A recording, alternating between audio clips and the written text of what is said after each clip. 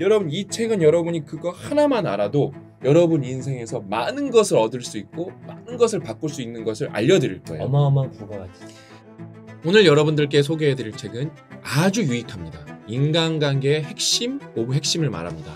바로 권력의 원리입니다. 권력의 원리. 이 책은 진짜 권력이 무엇인지 아주 체계적으로 디테일하게 쭉 설명해 나가는데, 여러분 우리가 이제 권력이라는 말을 많이 쓰잖아요.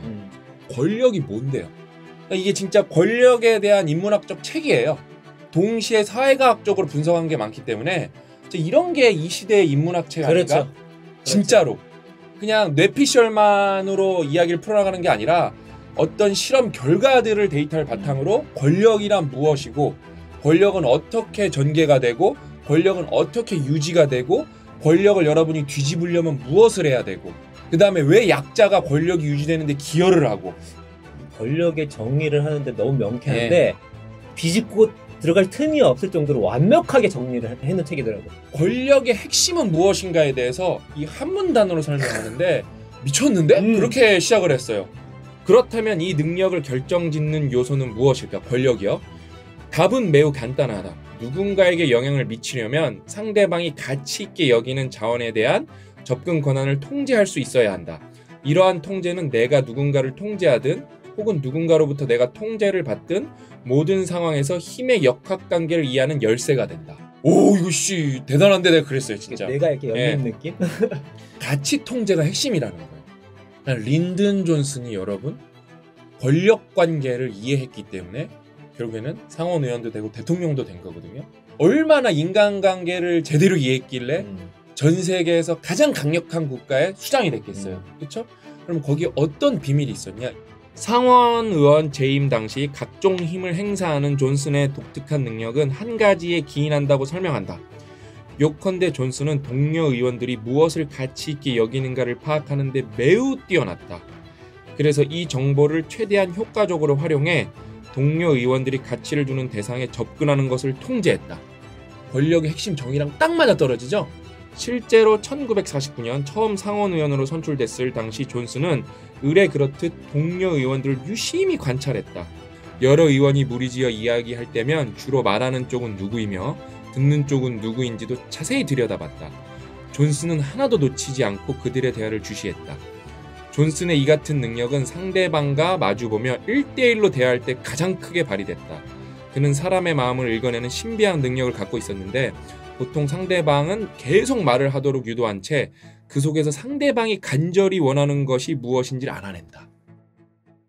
여러분 이제 혼돈시대 리레터 선생 되게 리마커블한 에피소드 나왔었잖아요. 양치질. 하루 양치질을 몇 번 하면서 워싱턴에 처음 갔을 때 샤워 몇 번 하면서 이 사람들 무슨 얘기하나. 왜? 이 사람들이 무엇을 원하는지 알면은 그 사람들이 중요하게 여기는 가치를 알고 그렇죠. 거기에 영향력을 미치면은 권력이 생기는 거예요. 이게 이제 다 연결이 되는 거죠. 권력 센스가 있지. 여러분이 뭔가 권력을 갖고 싶으면은 관찰을 유심히 하고 그 다음에 이야기를 자세히 들어야 돼요. 그러니까 저희가 유튜브에서 영향력이 있잖아요. 100만 채널이 작은 건 아니니까. 그럼 그 100만 채널을 어떻게 만들었냐? 시끄라고 여러분이 무슨 얘기를 듣고 싶은지 무엇을 원하는지 매일같이 관찰하고 왜? 여러분이 어떤 가치를 높게 여기는 건지 계속 관찰했기 때문에.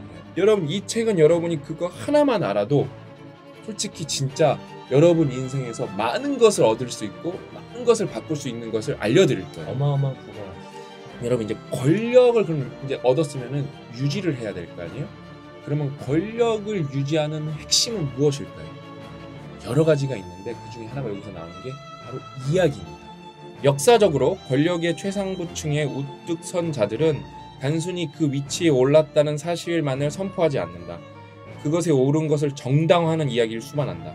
이야기는 이성과 감정에 모두 호소하는 설득의 가장 효과적인 수단이기 때문이다. 그러니까 여러분이 이건 양면을 생각을 해야 돼요. 맥락적으로. 첫 번째, 이야기에 쉽게 속으면 안 됩니다. 서사와 나레이티브에 속으면은 그 사람이 권력을 갖고 있는 거를 정당화해주게 돼요. 저게 전혀 정당한 게 아닌데 이야기에 속는 거예요. 그다음에 이제 반대로 여러분이 리더십을 갖고 시스템에서 권력을 유지하고 리더십을 장악하려면 뭐예요? 이야기가 필요하다.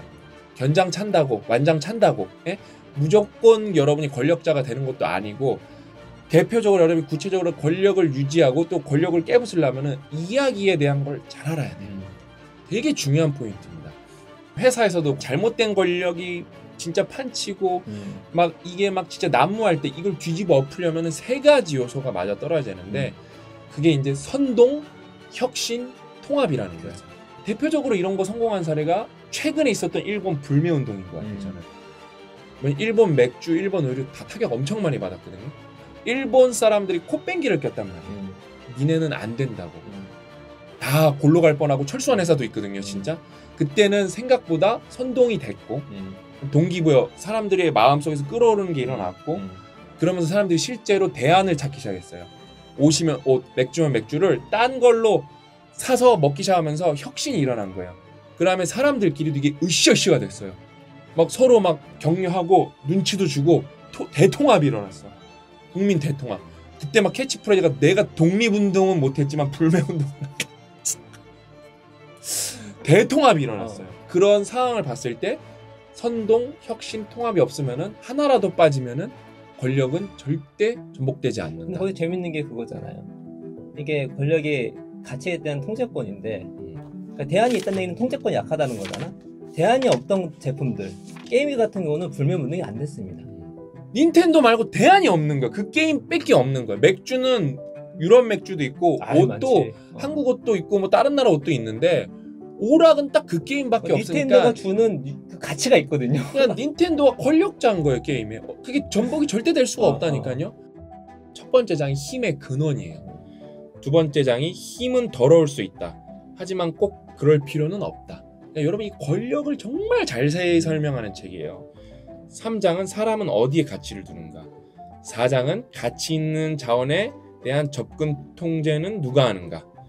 그 다음에 5장은 좀처럼 허물어지지 않는 권력 그러나 희망은 있다. 6장은 선동과 혁신 그리고 통합. 7장은 권력은 변하지 않는다. 다만 주인을 바꿀 뿐이다. 8장은 권력 통제. 결론은 모든 건 우리에게 달려있다. 이 저자분이 대단하세요. 토론토 대학교 교수님이 하버드 대학교 교수님이 쓰셨는데 진짜 대단한 사람들이에요. 정말 똑똑하고 정말 넘사벽인 진짜 대단하신 분들이에요. 초울트라 슈퍼 전문가지. 그래서 저는 여러분 이 권력의 원리가 정말 이 시대의 교양사 아닌가. 이런 거야말로 진짜 그렇죠. 이 시대의 인문학 아닌가. 저는 읽으면서 너무 재밌게 읽었고 이게 책도 그렇게 두껍지도 않아요. 그냥 술술 읽을 수 있습니다.